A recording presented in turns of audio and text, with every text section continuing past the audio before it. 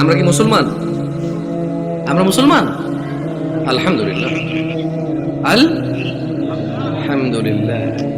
হ্যাঁ, আমরা মুসলমান। যদি ফজরের নামাজ না পড়ে মুসলমান থাকা যেত, আমরা মুসলমান।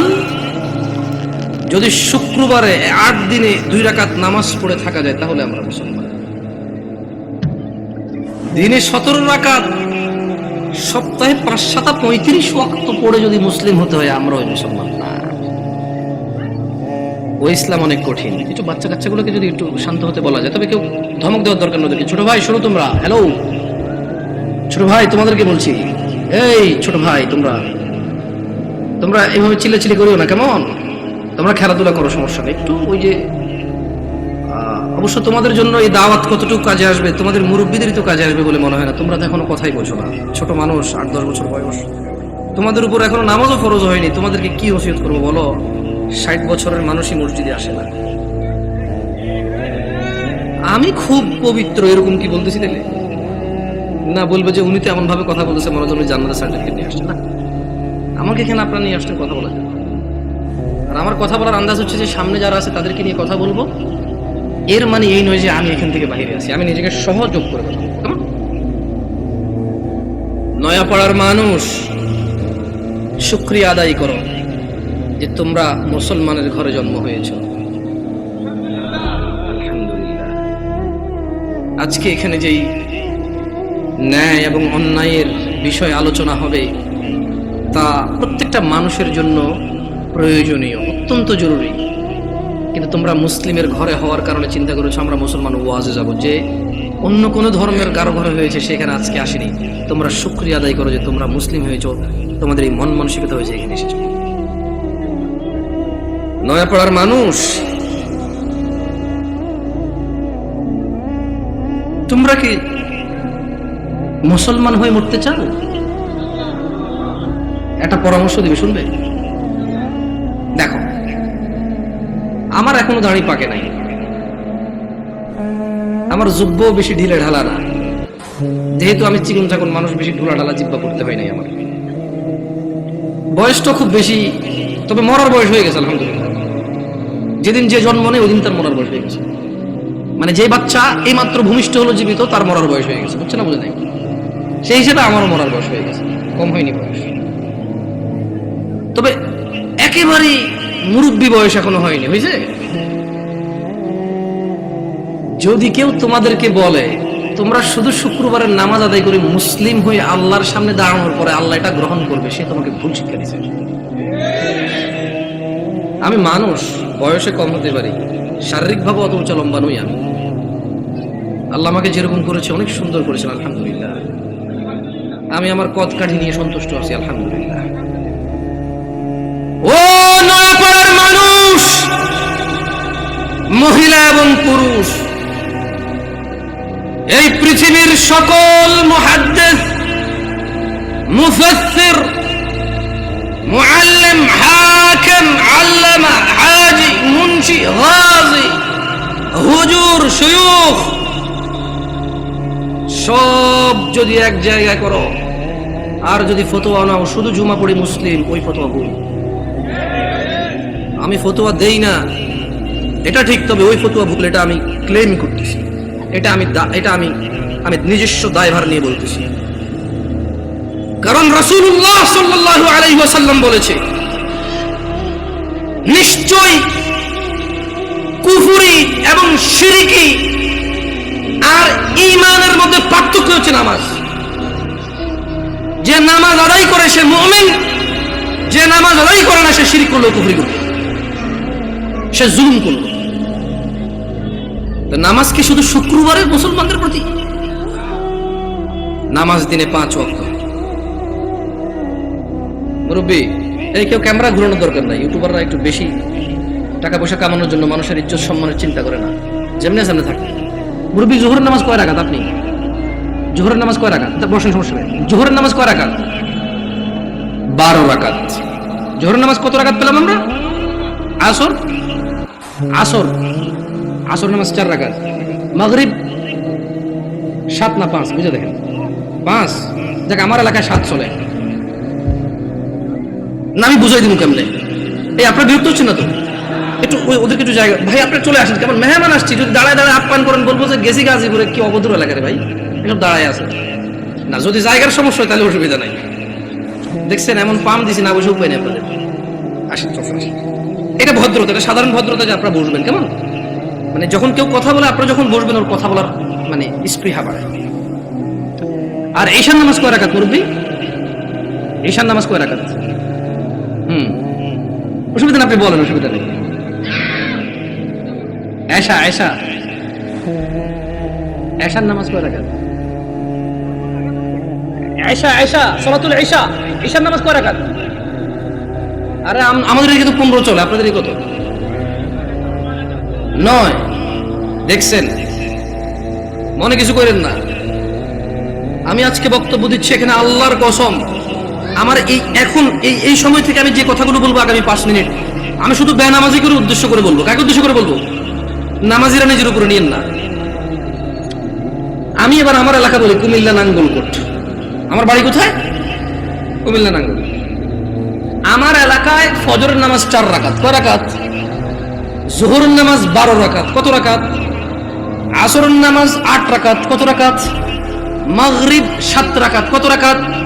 এটা আমার সঙ্গে সঙ্গে বলিয়েন, কেমন ভালো লাগে শুনতে। ঈশার নামাজ 15 রাকাত। কত রাকাত? 15 রাকাত। আমি প্রশ্ন করলাম আমার আম্মারে, যে আম্মা ফজরের নামাজ 4 রাকাত কেন হইল? তো 2 রাকাত ফরজ। 2 রাকাত সুন্নত, 2 রাকাত ফরজ। কত হইল? আমি বলছি আমার ফজরের নামাজ তো ফরজ 2 রাকাত। এই ফরজের আগে 2 রাকাত সুন্নত আছে, কিন্তু এটাকে আলাদা করে বলতে হবে। এটা কি করে বলতে হবে? সুন্নাহ। আমি বললাম আমার জোহরের নামাজ কেমনে 12 রাকাত? ফজর আমি মেনে নিছি, সুন্নতে মুআক্কাদা 2 রাকাত আছে, ফরজ 2 রাকাত আছে। কত রাকাত হলো? এটাতে কোনো তর্ক করার কিছু নেই। তবে ফরজ কয় রাকাত? কোন মানে কত রাকাত না পড়লে সে লোক কুফরি করেছে? 4 রাকাত না 2 রাকাত? মানে ফজরের নামাজ একজন লোক কত রাকাত না পড়লে কুফরি করেছে? 2 না 4? 2 রাকাত না পড়লে কুফরি করেছে। বুঝেছেন? আসেনি মানে 4 রাকাত না পড়লে যে কুফরি হবে তা না। আমি কিন্তু আগে বলেছি, বেনামাজিদেরকে বলতেছি তোমরা নামাজকে ভয় পাও না। আমি এটা দায়িত্ব নিয়ে বলতেছি, অসুবিধা নেই। হ্যাঁ ইনশাআল্লাহ, ওকে। আমি বললাম আম্মা জোহরের নামাজ কেমনে গো 12 রাকাত? আমার আঞ্চলিক কথা। আমার আম্মা সহজ সরল মানুষ, উনি খুব মাশাআল্লাহ নামাজি মানুষ, আল্লাহ ওনাকে কবুল করুক। তারপরে গ্রামের মানুষ যেমন হয় উনি ঠিক তেমনই, একবার এক্সট্রা অর্ডিনারি কিছু না, ওকে। আবার একবার নরমাল, ঠিক গ্রামের মা। উল্টা পাল্টা গুলো আগে মারতো, হ্যাঁ। একবার ঠিক গ্রামের মাই, ঝগড়া হলে দেখা যায় আরেকজনের দোষ, মাইর দিত আমগো আমার ভাইদেরকে, কত গেছস কে, ঠিক ওরকমই আমার আম্মা। তো কয় যে বড় সুন্নত 4 রাকাত। কোন সুন্নত 4 রাকাত? ফরজের আগে ফরজ 4 রাকাত। কত হইল? বললাম আম্মা ঠিক আছে 8 পাইলাম। এরপর ছোট সুন্নত 2 রাকাত। কত হইল? বললাম আম্মা 10 পর্যন্ত কিন্তু আমি বুঝছি, কারণ এখানে 6 রাকাত সুন্নতে মুআক্কাদা আছে। বাকি 2 রাকাত কেমনে এসে 12 রাকাত জোহর নামাজ হইল? 2 রাকাত নফল। আমি কেমন নফলের তো কোনো হিসাব হয় না। 4 রাকাত নফল করতে তাহলে জোহর নামাজ 14 রাকাত করা যাবে, কারণ যদি নফল 2 রাকাত অ্যাড করে যদি জোহরকে 12 বানানো যায়, তাহলে আরো 2 রাকাত নফল অ্যাড করে 14 বানানো যাবে। ওই কেমনে? আমি কিছু যেমনি 2 রাকাত অ্যাড হয়ে 12 হয়ে যায়, এমনি 2 রাকাত অ্যাড হয়ে 14। বুঝাতে পারিনি কি? আমি কি ভুল শিক্ষা দিচ্ছি মানুষকে? আমি আমার আম্মাকে বললাম যে আম্মা 10 পর্যন্ত আমি বুঝতে পারছি যে এখানে 4 রাকাত আছে, যেটা না পড়লে মানুষ কুফরি করে, শিরিক করে, মানুষের ঈমান থাকে না, ওর মুসলমানিত্ব থাকে না। আল্লাহ নবী বলেছেন মুশরিক কাফের আর মুসলমান মুমিনের মধ্যে পার্থক্য হচ্ছে নামাজ। এগুলো জোহর 4 রাকাত না পড়লে এই লোক আর এই হিন্দু বৌদ্ধ খ্রিস্টানের মধ্যে পার্থক্য তেমন কিছু থাকে না। কিন্তু আমি আমার আম্মারে বললাম যে আম্মা বাকি 6 রাকাত সুন্নত মুআক্কাদা, এটার বিশাল বড় বেনিফিট আছে, আমি ওই বেনিফিটটা বলবো ইনশাআল্লাহ। বললাম আম্মা 12 কেমনে হলো তাইলে? তোরে আমি আগে বলছি 2 রাকাত নফল 12 রাকাত। বললাম আম্মা নফল অর্থ বেশি। নফল অর্থ কি? আরবিতে নওয়াফিল বলে, জিয়াদা বলে। কি বলে? এই গাজীপুরে কেউ বিদেশ দেশ থাকে, সৌদি আরব, দুবাই, ওমান, কুয়েত, এগুলো থাকে। আমাদের এদিকে প্রচুর প্রবাসী আছে, ওরা আরবি বোঝে। আছে কেউ এখানে প্রবাসী? زيادة أنت معلوم زيادة يا أخي؟ معلوم زيادة؟ ها؟ تدري وش المعنى زيادة؟ زيادة يعني زيادة، ها زيادة. তাহলে আরবিতে নওয়াফিল বা জিয়াদা, নওয়াফিল বা জিয়াদা বলা হয় কাকে? বেশি কি। আচ্ছা, নফলের কি কোনো সময় অথবা রাকাত নির্ধারণ আছে ইসলামে, নাকি যখন খুশি করে রাকাত? দুই দুই দুই দুই যত খুশি, মাকরু ওয়াক্ত ছাড়া যখন খুশি। Right or wrong? আমি বললাম আম্মা তাহলে তো এটা তো মানুষের উপরে, হ্যাঁ নফল পড়বে কেন? যে লোক ফরজ নামাজ পড়েনি তার নফলগুলো আল্লাহ তাআলা কিয়ামতে যদি নামাজে ঘাটতি থাকে ইনশাআল্লাহ ফরজের জায়গায় আনবে। আমরা জানি এটা, আমরা এটা মানুষকে বলবো, কিন্তু আমরা জিনিস যেটা যা ওটাকে তাই বলবো। আমরা প্রত্যেকটা জিনিস স্পেসিফিক করব আর প্রত্যেকটা জিনিসের বেনিফিট আমরা বলবো, ঠিক আছে না?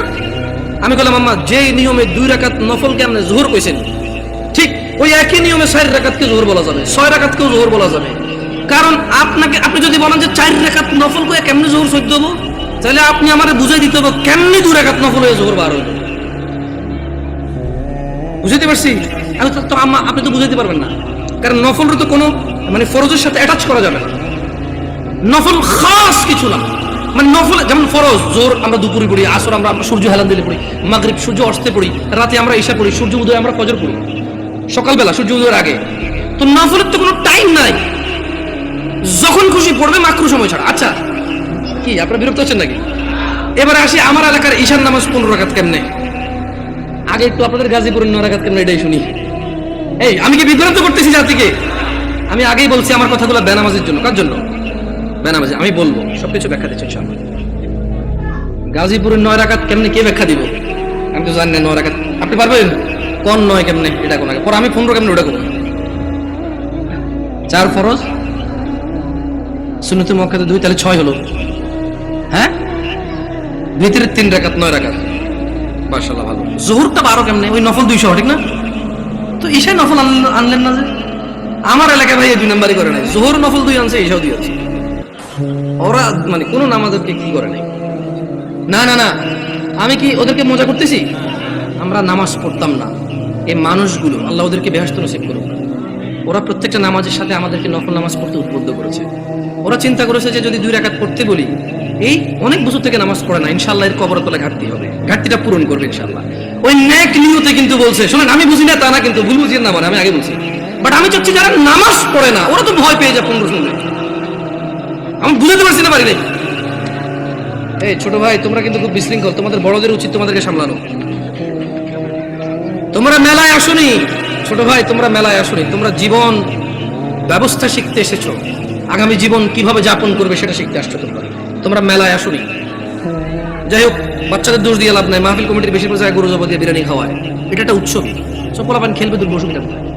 ওরা যদি বুঝতো এটা একটা শিক্ষণীয় জায়গা, একটা ক্লাস হবে, এখানে একটা সেমিনার হবে যেখানে মানুষ ন্যায় অন্যায়ের পার্থক্য করবে, ওরা এটা করতো না। ওদেরকে ঠিক হওয়ার আগে মুরব্বীদের ঠিক হতে হবে, ওয়াজ মাহফিলকে অনুষ্ঠানের কথা বাদ দিতে হবে, এটা একটা শিক্ষণীয় জায়গা রূপান্তরিত করতে হবে। এবার আসেন আমার এলাকায় 15 কিভাবে? আরে আমি জানি ভুল করে ফেলেনি, আল্লাহ হিসেবে ভুল না হইলে দাঁড়ান মনে করে লই। বড় সুন্নত 4, বড় সুন্নত কত? ফরজ 4 কত? ছোট সুন্নত 2 কত? নফল 2 কত? ভিতর 3 কত? 15। আমি বললাম আম্মা এটা ঈশার নামাজ। ও হ্যাঁ, ছোটবেলা থেকে আমি যতটুকু দিন আমার আম্মা অনেকটা পরিবর্তন হয়েছে আলহামদুলিল্লাহ। উনি ওখানে যায়, মসজিদে নামাজ পড়ে, তারাবির সময় সৌদি আরবে মহিলারা নামাজ পড়তে পারে, যায় নামাজ টামাজ পড়ে আলহামদুলিল্লাহ। আস্তে আস্তে বলে যে আরে হুত আটা যে কি ভুলের মধ্যে আসি, মকসুদের মুমিন এগুলো হরি হরি শেষ আটা। আমি বলছি আম্মা আলহামদুলিল্লাহ, আল্লাহকে ভয় করেন, ইনশাআল্লাহ আল্লাহ ভালো পথ দেখাবে। বললাম না, গ্রামের সহজ সরল মানুষ, যতটুকু দিন আপনি শিখাবেন শিখবে, কিন্তু যদি সোর্সটা ভালো না হয়, দিন শিক্ষার সোর্সিংটা যদি ভুল হয়, তাহলে জীবন শেষ। তাহলে জীবন কি? আমি বললাম আম্মা এখানে একটা আপত্তি আছে আমার। প্রথম কথা হইল জোহরের সময় বুঝাই ফেলছি নফল এই নামাজের অংশ না, জোহরের সময় বুঝাই ফেলছি এই নামাজের অংশ না, নফল মানে ফরজ নামাজের অংশ না, ঈশার নামাজের অংশ না। দ্বিতীয়ত আম্মা ভিতরের নামাজ কেমনে এসা হইল? যেমন উনিও কিন্তু হিসাব দিয়েছে সেম হিসাব, ঈশার নামাজ 9 রাকাত, 4 ফরজ, 2 সুন্নতে মুআক্কাদা, 3 ভিতর। তো ভাই ভিতরের নামাজ যদি ঈশা হয়ে যায় তাহলে ভিতর কোনটা? ঈশার নামাজ যদি 9 রাকাত হয় তাহলে ভিতরটা কই? আপনি বুঝেন নাই? যদি আপনি ঈশাকে 9 রাকাত বলেন ভিতর 3 সহকারে, তাহলে আগামীকালকে যদি একজন বলে যে জোহর 8 রাকাত, মানে 4 রাকাত জোহর আর 4 রাকাত আসর মিলে 8 রাকাত একসাথে পড়ে ফেলে, এক হয়ে যাবে।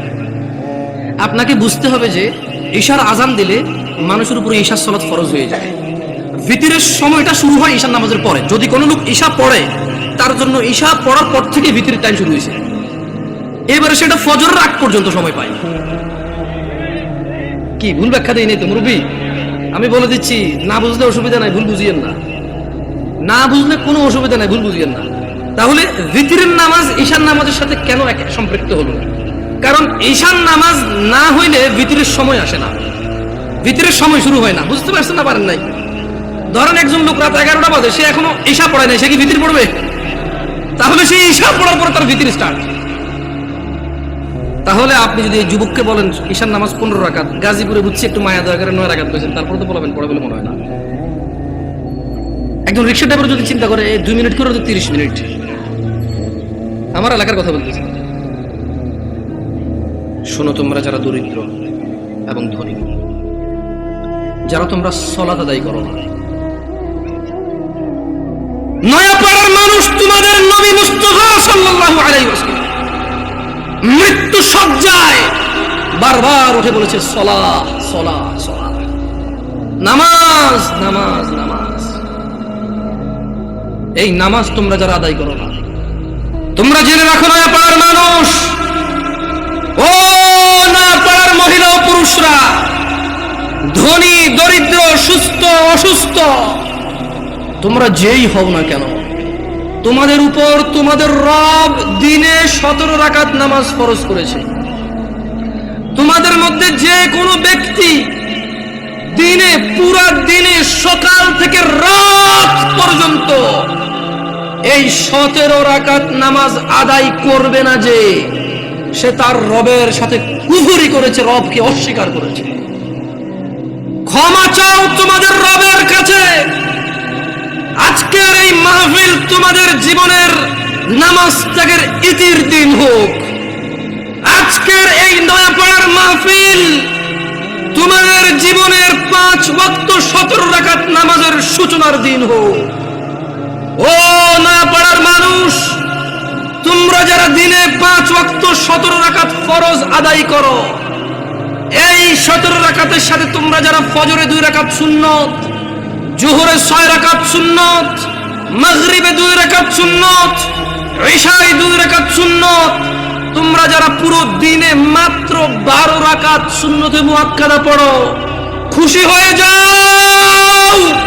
তোমাদের মুস্তাফা সাল্লাল্লাহু আলাইহি ওয়াসাল্লাম, তোমাদের ভালোবাসার নবী বলেছে, যে ব্যক্তি দিনে 12 রাকাত সুন্নতে মুআক্কাদা আদায় করবে, তার জন্য আল্লাহ প্রতিদিন জান্নাতে একটা ঘর বানাবে। ও নয়াপাড়ার মানুষ, কি মিস করতেছ? নয়াপাড়ার মানুষ, তোমাদের রাসূল প্যারে হাবিব সাল্লাল্লাহু আলাইহি ওয়াসাল্লাম বলছেন, ফজরের 2 রাকাত সুন্নত এ পুরো দুনিয়া আর দুনিয়াতে যা কিছু আছে সব কিছুর চাইতে উত্তম। তাহলে যে 2 রাকাত সুন্নত পৃথিবীর চাইতে উত্তম, ওই 2 রাকাতের সুন্নতের পরে যে 2 রাকাত ফরজ রয়েছে, এই ফরজের আল্লাহু আকবার কি দিয়ে মিটাবা? এই ফরজের সামি আল্লাহু লিমান হামিদা কি দিয়ে মিটাবা? কত টাকার মালিক হয়েছে তুমি নামাজের কাফারা দিবা, যেখানে সুন্নত 2 রাকাতের মূল্য পুরো পৃথিবীর সমস্ত সম্পদ বিক্রি করে যদি একটা স্বর্ণ কিনা হয়, ওই স্বর্ণকে যদি, এটা আমি ব্যাখ্যা দিচ্ছি বুঝার জন্য সহজে, ওই স্বর্ণকে যদি এক পাল্লা রাখা হয় আর ফজরের 2 রাকাত সুন্নতকে যদি এক পাল্লা রাখা হয়, ফজরের 2 রাকাত সুন্নত ভারী।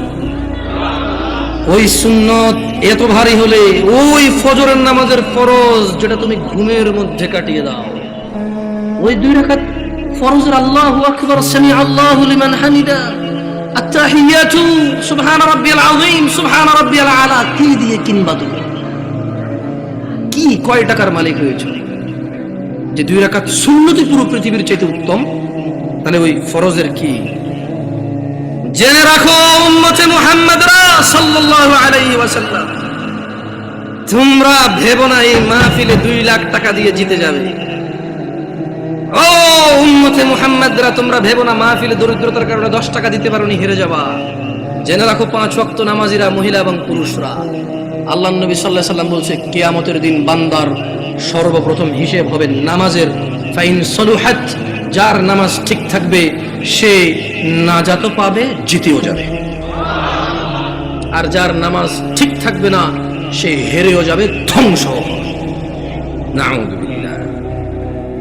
তোমরা কি বুঝতে পেরেছো কয় রাকাত নামাজের কথা বলা হচ্ছে? আমি মনে সুন্নত পড়তে না করে দিছি না, ভিতির পড়তে না করে দিছি। ভিতির এমন একটা নামাজ, সাল্লাল্লাহু আলাইহি ওয়াসাল্লাম, তিনি সাল্লাল্লাহু আলাইহি ওয়াসাল্লাম কখনো ভিতির ছাড়তেন না, এক রাকাতও পড়তেন। এইবার একটা কথা কয়ে দিয়েছে, আপত্তি আছে ভাই, ভিতির এক রাকাত মানে? দেখুন সিম্পল লজিক, ভিতির মানে বেজর, ওকে? ভিতির মানে কি? এই বেজর 1 থেকে শুরু হয় ভাই, বেজর 3 থেকে কিভাবে শুরু হবে? তবে এখন একটা এই যে মাসলা মাসাইল বলবো না, কত চেষ্টা করছি বলবো না, মুখতে বেরিয়ে গেছে। দেখেন, আপনারা যদি আমাকে কেউ প্রশ্ন করেন, জামশেদ ভাই আপনি শুধু আহলি হাদিস মসজিদে কেন যায় জুমা পড়ান, অথবা শুধু আহলি হাদিস বা সালাফি বা সহিহ আকীদার ওরা দাওয়াত দিলে ওদের এখানে কেন যান, আমি আপনাদেরকে বলে দিতে চাই, আমি ওই প্রত্যেক মসজিদে জুমা পড়াবো। আমি বড় হয়েছি সৌদি আরবে। কোথায়? আমি কোথায় বড় হয়েছি? আমি সৌদি আরব বড় হয়েছি। ওখানে জুমার খুতবা আমরা 2টা শুনতাম। কয়টা শুনতাম? 2টা শুনতাম। এবং হাদিসেও এটাই পাওয়া যায়, জুমার খুতবা কয়টা? 2টা। এখন এখানে আসার পরে দেখলাম যে 3টা হয়। আমার হিসেবে তো 3টা, বাট আপনাদের হিসেবে 2টা। যেমন আপনাদের এখানে ওরা বলছে যে একটা বয়ান, একটা কি? তো আমি বললাম যে বয়ান তো উর্দু ভাষাটার আরবিতে ট্রান্সলেশন করে অনুবাদ করো।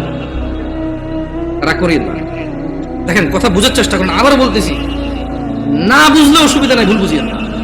বয়ান হলো উর্দু ভাষা, এটার আরবি কোন তো কি হয়? ধর একদম সৌদি যদি বলে যে বয়ান, বয়ান বুঝবে?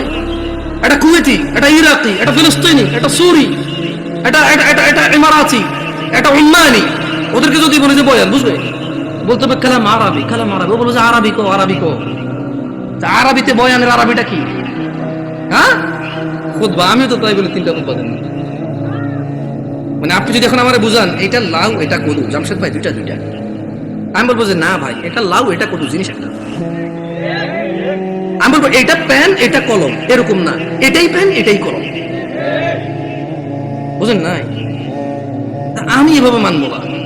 আমি হয়তো ইসলাম নিয়ে অনেক গবেষণা করতে পারিনি, হয়তো অনেক সুশিক্ষিত হতে পারি, কিন্তু ভাষা বুঝি। উর্দু ভাষা আমি বুঝি, আরবি ভাষা বুঝি, বাংলা ভাষা বুঝি। হয়তো বাংলা ভাষা ব্যাকরণ তো ভালো বুঝি না, হয়তো অনেক বাংলা লিখতে পারিনি আমি এখনো, কিন্তু আমি কথা বুঝি ভাই। আপনি যদি বলেন যে এটা কলম এটা পেন, আমি বলবো নো, এটাই কলম এটাই পেন। ইংরেজিতে পেন, বাংলা পেন। জিনিস কয়টা? ভাষা কয়টা? ভাষা 5টা হইলো, জিনিস কয়টা? আমিও কই বয়ান মানি, এটা আরবিতে ট্রান্সলেশন করলে খুব হবে।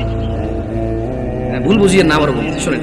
তো যদি আপনারা বলেন যে আপনাদের মসজিদে দাওয়াত দিবেন, আর যদি বলেন যে জামশেদ ভাই আপনার স্বাধীনতা আছে 2টা খুতবা দেওয়ার, তাহলে ইনশাআল্লাহ ঠিক 12:30টায় খুতবা শুরু করব। ইন্নাল হামদালিল্লাহি নাহমাদুহু ওয়া নাস্তাঈনুহু ওয়া নাস্তাহদি, শুরু করব আল্লাহর প্রশংসা দিয়ে। একটা আরবি আয়াত পড়ব, ওই আয়াতের অর্থ করব। একটা আরবি হাদিস পড়ব, ওই হাদিসের বাংলা ইনস্ট্যান্টই করব। এভাবে আধা ঘন্টা 1 ঘন্টা যা আল্লাহ তৌফিক দিয়ে কথা বলে বসবো, বসে আবার উঠবো, আবার আরবিতে যেটা বলবো ওটার বাংলা অনুবাদ করে খুতবা শেষ করে 2টা খুতবা দিয়ে নামাজ পড়ে সালাম ফিরে ফেলবো। আপনি মনে করেন না যে আমি খালি অমুকে দাওয়াত দিলে যাই আর অন্যকে দাওয়াত দিলে যাবো না। এখন আমারও তো একটা নিরাপত্তার ব্যাপার আছে না?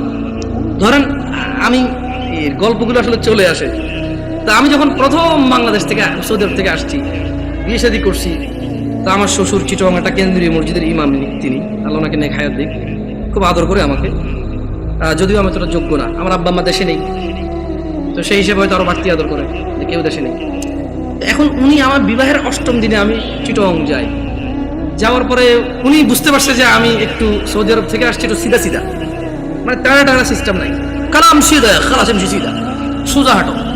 হ্যাঁ, তো এখন উনি আমার ওয়াইফকে বললো যে আমার তো মসজিদে আসি, লোকজন তো জিজ্ঞেস করবে জামাই কি করে, বললে ঈশার নামাজটা কি পড়াবে কিনা। মানে এখন ধরেন আমি তখন সৌদি আরব থেকে আসছি, সালাম ফেরানোর পর আমি ইস্তেগফার করতাম, জিকির আজকার করি, মুনাজাত যেটা সবাই মিলে দিয়ে দিই, ইনস্ট্যান্ট শেষ করে সুন্নতে চলে যায়। তো ওখানে অনেকগুলো জিকির আজকার আছে, ওগুলো আমি কন্টিনিউ করি। কেমন মাশাআল্লাহ ভাই, মাথা রাখতেছে ভাই, বুঝতেছে মনে হয় অনেকগুলো জিকির আজকার আছে।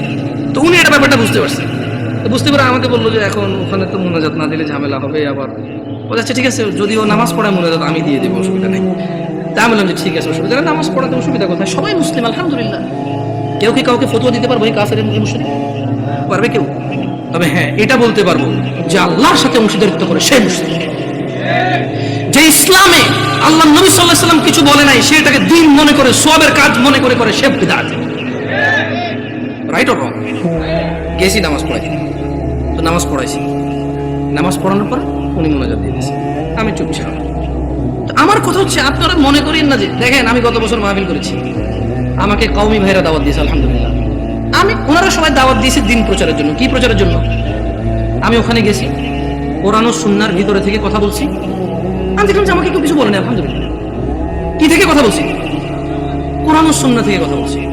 আমি কারোর নাম ধরে ধরে দোষ দেই নাই, আমি কারো বাপ মা তুলে কথা বলি নাই, আমি নেতা নেত্রী তুলে কথা বলি নাই। আমি কথা বলছি যে আল্লাহ বলেছে এটা। যেমন আমি যদি এখন বলি আল্লাহর সাথে শিরিক করিও না, ওয়াইজ ক্বালা লুকমানু লিবনিহি ওয়া হুয়া ইয়াইযু ইয়া বুনাইয়া লা তুশরিক বিল্লাহ ইন্নাশ শিরকা যুলমুন আযীম। আর স্মরণ করুন, লুকমান উপদেশ দিতে গিয়ে তার ছেলেকে বলেছে, হে আমার বৎস, তুমি আল্লাহর সাথে শিরিক করিও না। নিশ্চয়ই আল্লাহর সাথে শিরিক করা সবচাইতে জঘন্যতম অপরাধ। ইন্নাল্লাহা লা ইয়াগফিরু আন ইউশরিকা বিহি ওয়া ইয়াগফিরু মা দুনা যালিকা লিমান ইয়াশা ওয়া মান ইউশরিক বিল্লাহ ফাকাদ ইফতারা ইসমান আযীমা। নিশ্চয়ই আল্লাহ ক্ষমা করে না শিরিক ছাড়া, নিশ্চয় আল্লাহ শিরিককে ক্ষমা করে না। এছাড়া মানুষের এ টু জেড যত গুনাহ আছে সব গুনাহ ক্ষমা করে দেয়। ওয়া মান ইউশরিক বিল্লাহ, যেই ব্যক্তি আল্লাহর সাথে শিরিক করলো, ফাকাদ ইফতারা ইসমান আযীমা, সে পৃথিবীর জঘন্যতম মহাপাপ রটনা করলো। আমি যদি বলি আনাস ইবনে মালিক রাদিয়াল্লাহু আনহু عن النبي صلى الله عليه وسلم قال يقول الله تعالى لأهون أهل النار عذابا يوم القيامة। আমি যদি এখন বলি যে আল্লাহ তাআলা বলেছে তিনি শিরকের গুনাহ ছাড়া সব গুনাহ ক্ষমা করে দেবে, শুধু শিরকের গুনাহ ক্ষমা করবে না, যে ব্যক্তি শিরিক করবে সে পৃথিবীর সবচেয়ে বড় পাপ রটনা করলো, এতে কওমি দেওবন্দি সুন্নি কারো অসুবিধা আছে? আমি আমার মাহফিল এভাবে করেছি। আমি এটাও ডিক্লারেশন করেছি, আমি গোপন করিনি। আমি বলেছি আল্লাহর ঘর ছাড়া ইবাদতের কোনো ঘর নেই। আমি কারো নাম ধরিনি, আমি ধরতেও চাই না। তোমরা যারা অপছন্দ করো, তোমাদের ব্যাপার, তোমাদের পছন্দের যায় আসে না। 70 বছর 60 বছর, আরে আজকে এখনো 30 বছর হয় নাই, 30 বছর হবে কিনা এটাই তো জানি না, বয়স কত পর্যন্ত যাবে। তোমার ঘৃণায় কি আসে আর তোমার ভালোবাসায় কি আসে? আল হুব্বু লিল্লাহ ওয়াল বুগদু লিল্লাহ। ভালোবাসা আল্লাহর জন্য, ঘৃণা কার জন্য? আল্লাহর জন্য। এই দেশের মাটিতে আমি অতদিন মাহফিল করব যতদিন আমি সবার কাছে গিয়ে মাহফিল করতে পারি। আমি গত বছর মাহফিল করেছি, সব মাহফিল আমার আগে পীরজাদারা করেছে। মানে আমার আগে যিনি বক্তা ছিল তিনি পীরজাদা, কোনো পীরের সন্তান, উনি মাহফিল করেছে। এরপর আমি উঠেছি, আমি আমার মাহফিল করেছি, আলহামদুলিল্লাহ। যখন বলেছে মুনাজাত দেন, আমি দোয়া করে দিয়েছি। এরপরে বলেছি মুনাজাত দেন, ওরা বুঝতে পারেনি যে আমি দোয়া করেছি। তো আমি বলেছি যে মুরব্বী একজন কাউকে দিয়ে আপনারা দেখেন। আমি আসলে আমি সিম্পল কথা বলে দেখেন, দোয়া কি?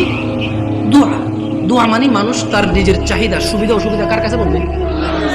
এবং আল্লাহর কাছে সুবিধা বেশি পাওয়ার জন্য বলবে, যে অসুবিধাগুলো রয়েছে সেগুলো থেকে পরিত্রাণের জন্য আল্লাহকে বলবে। এটাই দোয়া। বুঝতে পেরেছি? এটাই দোয়া। তো আমি দোয়া করি সব জায়গায়। হয়তো বাংলাদেশের প্রচলিত অনেক সিস্টেম নিয়ম আমি জানি না, আর যদি আমাকে এগুলো আপনি বুঝাইতে হয় কোরআন সুন্নাহ দিয়ে বুঝাই দিলে আমি করবো। মানে 100 লোকে বলেছে, 1000 কোটি বছর আগ থেকে চলে আসছে, আই ডোন্ট কেয়ার। বলেন একজন মেতর মুচি এসে যদি বলে যে জামশেদ তুমি ভুলে গেছো তোমার রাসূল এভাবে বলেছে, আমি বলবো আমাকে ক্ষমা করে দাও, আমার অপারগতা, তুমি আমাকে এই তথ্য দিয়ে আমার উপকার করেছো, তুমি আমার ভাই, আমার কলিজায় আসো। আপনি যত বড় কিছু যদি বলেন যে এটা 50 বছর 200 বছর থেকে চলে, ওনারা কি জানতো না? আমি বলবো ওনারা জানে নাকি জানে না আমি জানি না, তবে আমি জানি না, শোনো না পাড়ার মানুষ, আল্লাহর দিকে ফিরে এসো। তোমরা শিরিক করিও না। তোমরা মনে করো তোমরা শিরিক করো না। ও যুবক বৃদ্ধরা, যারা তোমরা ফজরে ঘুমিয়ে থাকো, জোহরে আড্ডায় থাকো, তোমরা আল্লাহর দিকে ফিরে আসো। তোমরা আল্লাহর দিকে ফিরে আসো। তোমরা আল্লাহর দিকে ফিরে আসো। আল্লাহ ছাড়া তোমাদের কোনো নিরাপত্তা দানকারী নেই। মুহাম্মদ সাল্লাল্লাহু আলাইহি ওয়াসাল্লামের অনুসরণেই তোমাদের সফলতা। আল্লাহ তাআলা বলছেন, মান ইউতিউর রাসূল ফাকাদ আতা আল্লাহ। যে রাসূলের অনুসরণ করলো সে আল্লাহর ইবাদত করলো। ওয়া মান তাওয়াল্লা, আর যেই ব্যক্তি এটা থেকে মুখ ফিরে নিল, ফামা আরসালনাকা আলাইহিম হাফিযা। ও মুহাম্মদ সাল্লাল্লাহু আলাইহি ওয়াসাল্লাম, যেই ব্যক্তি আপনার দাওয়াত থেকে সরে গেছে তার প্রতি আপনাকে আমি পাহারাদার হিসেবে পাঠাইনি, যা খুশি করতে দেন। ইন্না হাযিহি তাযকিরা, এই কুরআনুল কারীম হচ্ছে আল্লাহর উপদেশ। ফামান শাআ ইত্তাখাযা ইলা রাব্বিহি সাবিলা। এদের মধ্যে যে দাম্ভিকতা করে করুক, এদের মধ্যে যে অস্বীকৃতি করে করুক, এদের মধ্যে যার যা খুশি করুক। ফামান শাআ ইত্তাখাযা ইলা রাব্বিহি সাবিলা। এই কোরআনুল কারীম, এই হাদিস, এগুলো হচ্ছে আল্লাহর পক্ষ থেকে উপদেশ। যার খুশি সে মেনে নিয়ে জীবন গঠন করবে, যার খুশি সে মানবে না, মরে গিয়ে জাহান্নামে নিক্ষিপ্ত হবে। জেনে নাও নয়াপাড়ার মানুষ, তোমাদের রব বলছে রাসূল সাল্লাল্লাহু আলাইহি সাল্লামের অনুসরণে রয়েছে সফলতা। তিনি বলেছেন লাকাদ কানা লাকুম ফি রাসূলিল্লাহি উসওয়াতুন হাসানা। ও ব্রাজিল আর্জেন্টিনার পতাকাবাহীরা, ও ফ্রান্সের মুহাম্মদ সাল্লাল্লাহু আলাইহি সাল্লামের কার্টুন বানানো নিয়ে রাস্তায় নেমে পুরো দেশ জ্যামকারী এই লোকগুলোই তো এখন পতাকা উড়াচ্ছে ছাদে ছাদে। তোমাকে অপমান করতে আসেনি। ওয়াল্লাহি আমি নিজে এমন অনেক অপরাধী, যখন আমি এই অপরাধে থাকি আমার কাছে কোনো অনুভূতি থাকে না, বোধ শক্তি থাকে না, জানোয়ারের মতো হয়ে যায়। আমি মনে হয় না এটা লজ্জাকর কাজ। তোমার অবস্থা আমার যেই অপরাধগুলোতে আমি লিপ্ত, যেমন আমি নির্লজ্জ, তোমার অবস্থা এরকম। তাই তোমাকে আমি আমার থেকে আলাদা মনে করি না, তোমাকে ভালোবেসে বলি। তুমি তো সেই যুবক যে ফেসবুকে একদিনে 50টা স্ট্যাটাস দিছো, ফ্রান্সের মাল বন্ধ করো, ফ্রান্সের এই সেই করো, ইসরায়েলের মাল বন্ধ করো, ব্রাজিলের মাল বন্ধ করো, খাবো না, জ্বালিয়ে দাও। এগুলো তো তুমি বলেছো, আমরা এগুলো বলিনি। আমরা রাসূলের সুন্নাত এভাবে পালন করি। যারা রাসূলকে ঘৃণা করে আমরা বলি যে আমরা ভালোবাসি। দেখো ওয়াল্লাহি এটা কখনোই রাখতাম না যদি সুন্নতে মুহাম্মদ সাল্লাল্লাহু আলাইহি ওয়াসাল্লাম। আমি হাজার অন্যায় করি, আমি মানি মানুষ হিসেবে আমার অপরাধের শেষ নেই, আল্লাহ আমাকে ক্ষমা করবে। তবে তোমরা যারা মুহাম্মদ সাল্লাল্লাহু আলাইহি ওয়াসাল্লামকে নিয়ে কুচ্ছা রটনা করো, অবমাননা করো, তোমাদেরকে বলে রাখি আমার টাকনুর উপরের কাপড় ওনাকে ভালোবেসে। তোমাদের বলে রাখি আমি বাম পা দিয়ে টয়লেটে যাই ওনাকে ভালোবেসে। তোমাদেরকে বলি আমি ডান হাতে খাই ওনাকে ভালোবেসে সাল্লাল্লাহু আলাইহি ওয়াসাল্লাম। যুবক, কার আদর্শ নিয়ে বড় হচ্ছ? এই দেশের বাবা মারা কি তাদের সন্তানকে আদর্শ শিখাবে না? এরা কি তাদের সন্তানকে এভাবে শিয়াল কুকুরের মতো রেখে চলে যাবে পৃথিবী ছেড়ে, আর আশা করবে তাদের মৃত্যুর পরে এই সন্তানগুলো তাদের অনেক কাজে আসবে?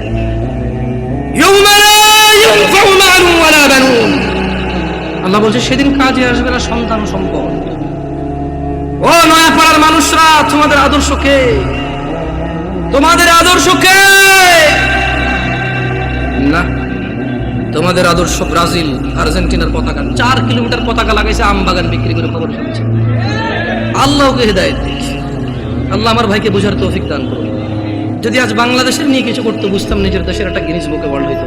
অ্যাটলিস্ট বাংলাদেশ, আমরা বাংলাদেশি, আমাদেরকে কেউ চিনত কোনো একটা কারণে, হয়তো আমরা গেলে সম্মানিত হতাম যে আচ্ছা তুমি ওই দেশের মানুষ, যে দেশের মানুষ তাদের দেশকে এত ভালোবাসে। এখানে দেখি যে বাংলাদেশের পতাকা একটা 20টা থেকে অন্য দেশের পতাকা, বাংলাদেশটা একটু করে রাখে। আমি বলতেছি না যে পতাকা উড়ালে সোয়াব হয়, না উড়ালে গুনাহ হয়, আমি বলতেছি না, কিন্তু আসলে কি বলবো আপনাদেরকে নিয়ে কিছু বলার নাই। তো বয়স অনেক পরে মাইরে মেরে নামা দিবেন। আউযু বিল্লাহি মিনাশ শাইতানির রাজীম। লাকাদ কানা লাকুম ফি রাসূলিল্লাহি উসওয়াতুন হাসানাহ লিমান কানা ইয়ারজুল্লাহ ওয়াল ইয়াওমাল আখির ওয়া যাকারাল্লাহ কাসীরা। যুবক, নয়াপাড়ার বৃদ্ধ, যুবক, মহিলা, পুরুষ, কার আদর্শ তোমার? তোমাদের রব বলছে নিশ্চয়ই তোমাদের জন্য মুহাম্মদ সাল্লাল্লাহু আলাইহি ওয়াসাল্লামের মধ্যে রয়েছে উত্তম আদর্শ। তাহলে আদর্শ কারটা উত্তম? ওয়াজ কি বোঝেন না? আদর্শ কারটা উত্তম? মুহাম্মদ সাল্লাল্লাহু আলাইহি ওয়াসাল্লাম। কি এখন মানে এরকম করলে ভালো না? এবার দরকার নাই তো করার, আপনি ঠিক বেঠিক বললে আমার কাছে কি হয়?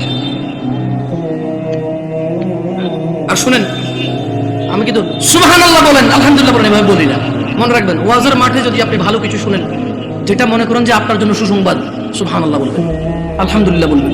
যদি দেখেন যে একটা অন্যায়ের শাস্তির ব্যাপারে বলা আছে, যদি আপনি অন্যায়কারী হন, সঙ্গে সঙ্গে বলবেন আউযুবিল্লাহ, নাউযুবিল্লাহ, আস্তাগফিরুল্লাহ, এগুলো বলবেন। সঙ্গে সঙ্গে অনুভূতিটা প্রকাশ করবেন যে আল্লাহ আপনি আমাকে মাফ করুন, আমি তো এই অপরাধ। যদি দেখেন যে জান্নাতের কিছু, আল্লাহর উদারতা আপনার সামনে বয়ান হয়, সঙ্গে সঙ্গে বলবেন আলহামদুলিল্লাহ। কি বলবেন? এগুলা আলহামদুলিল্লাহ বলেন। এভাবে কেউ শিখিয়ে দিতে হবে আপনাকে? বলেন গত 50 বছর থেকে ওয়াজ শুনেন, এখনো যদি শিখিয়ে দেওয়া লাগে আলহামদুলিল্লাহ বলেন, হয় তাহলে আজকে এই বছর বলবো বলেন আলহামদুলিল্লাহ, আপনি বলবেন আলহামদুলিল্লাহ।